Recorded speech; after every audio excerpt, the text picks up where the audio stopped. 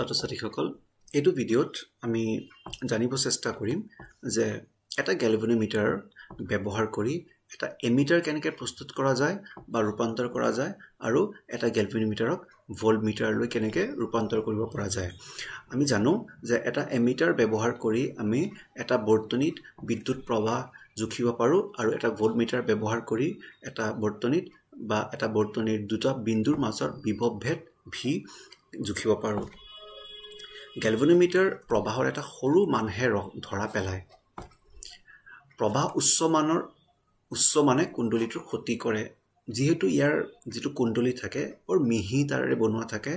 বেছি প্ৰবাহ দিলে হি নষ্ট হৈ যাব পাৰে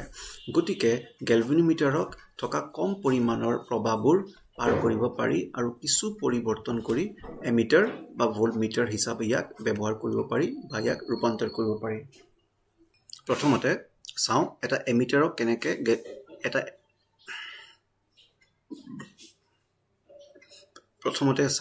ভোল্টমিটাৰক এমিটাৰলৈ কেনেকৈ ৰূপান্তৰ কৰিব পাৰিম এইটো এটা গ্যালভানোমিটাৰৰ নিজৰ ৰোধৰ মানটো ক্যাপিটেল জি আৰু যেহেতু গ্যালভানোমিটাৰটো একেবাৰে সূক্ষ্ম মিহি তাৰেৰে গঠিত ইয়াৰ পৰা বেছি প্ৰবাহ দিলে ই নষ্ট হৈ যাব তাৰ বাবে ইয়াৰ সমান্তৰালে এটা সৰু পৰিমাণৰ ৰোধক লগাই দিয়া হল অতি কম পৰিমাণৰ ৰোধক তাৰ মানে ৰোধকটো বহুত কম পৰিমাণৰ মানে কি বুজাইছে যে ইয়াৰ মাজেৰে অধিক প্ৰবাহ যাব পাৰে এটা নিৰ্দিষ্ট উৎসৰ পৰা প্ৰবাহ আই যদি গৈ থাকে তেতিয়া এইটো বিন্দুত প্ৰবাহটো দুভাগ হৈ যাব আই জি টো যাব বহুত কম পৰিমাণৰ কিয়নো বাকি যেটো পাৰ হৈ যাব i - ig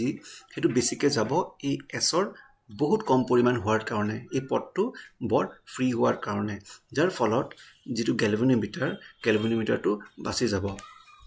গ্যালভানোমিটাৰৰ সমান্তৰালভাৱে এটা শান্ত ৰোধক S সংযোগ কৰিলে আমি এটা গ্যালভানোমিটাৰক এমিটাৰলৈ ৰূপান্তৰ কৰিব পাৰো যেহেতু GS আৰু S সমান্তৰাল গতিকে ইহঁতৰ বিভৱ ভেদ একেই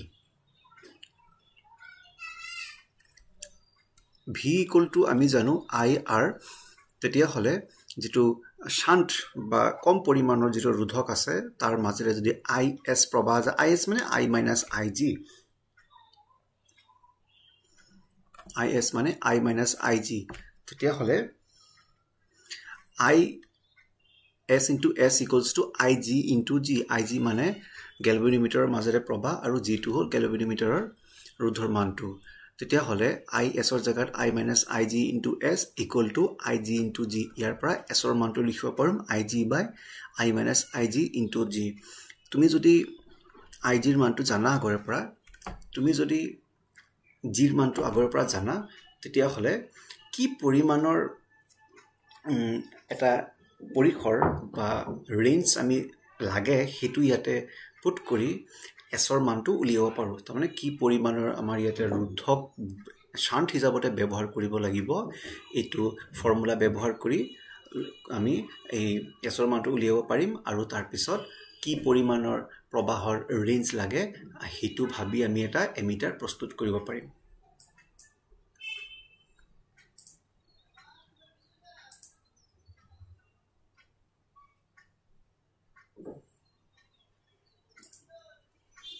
গ্যালভানোমিটাৰক ভোল্টমিটাৰলৈ ৰূপান্তৰ কৰিবলৈ হলে কি কৰিব লাগিব এইটো যেটো গ্যালভানোমিটাৰ ইয়াৰ কুণ্ডলীটো একেবাৰে মিহি হোৱাৰ কাৰণে উচ্চ প্ৰবাহ ইয়াৰ মাজেৰে পাৰ কৰাব নোৱাৰি নষ্ট হৈ যাব তাৰ বাবে ইয়াৰ শ্ৰেণীবদ্ধভাৱে এটা উচ্চ ৰোধকক লগাই দিব লাগিব তেতিয়ালে কি হ'ব যে এইটো যেটো বাহু যেটো গ্যালভানোমিটাৰটো আছে হেতুৰ মাজেৰে অতি কম প্ৰবাহ যাব বাকি যেটো আছে এটা বেলেগ বাহ্যিক ৰোধকৰ মাজেৰে পাৰ হৈ যাব মানে অধিক প্ৰবাহ এই বেলেগ পথৰে যাব আৰু অতি কম প্ৰবাহ গ্যালভানোমিটাৰৰ থকা পথৰে যাব এই উচ্চ ৰোধটো থকাৰ বাবে উচ্চ মানৰ ৰোধক আৰু এটা গ্যালভানোমিটাৰৰ জিৰ সৈতে শৃংখলাবদ্ধভাৱে বা শ্ৰেণীবদ্ধভাৱে সংযোগ কৰিলে আমি গ্যালভানোমিটাৰক ভোল্টমিটাৰলৈ ৰূপান্তৰ কৰিব পাৰো যেহেতু R বেছি গতিকে অতি কম প্ৰবাহ G আৰু R ৰ মাজেৰে যাব আৰু বাকিখিনি এই R' বা তলৰ ৰোধকটোৰ মাজেৰে যাব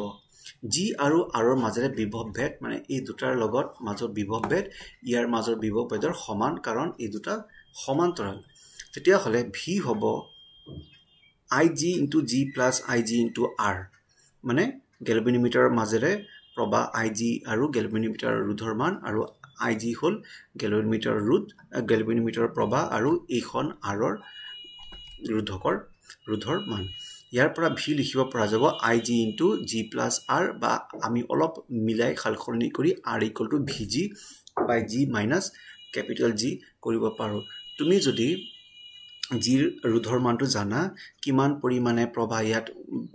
প্ৰয়োগ কৰিব পাৰি সেই মানটো যদি জানা আৰু যদি কি পৰিসৰ বা কোনটো ৰেঞ্জত মানে যেনেকা 0 to 15 ভোল্টৰ এটা ভোল্ট মিটাৰ লাগে তেতিয়ালে 15 ৰ মানটো বহুৱাবা এই ভিৰ জাগাত তেতিয়া হলে আমি উলিয়াব পাৰিম যে এই যেটো r এটা কি পৰিমাণৰ r বহুৱাম যাতে আমি এটা গ্যালভানোমিটাৰ প্ৰস্তুত কৰিব পাৰো সো ভিৰ পৰিসৰ জানি আমি বৰ্তনীটোৰ ওপৰে উপযুক্ত r নিৰ্বাচন কৰিব পাৰো সো এনেকৈ আমি এটা গ্যালভানোমিটাৰ ভোল্টমিটাৰলৈ ৰূপান্তৰ কৰিব পাৰিম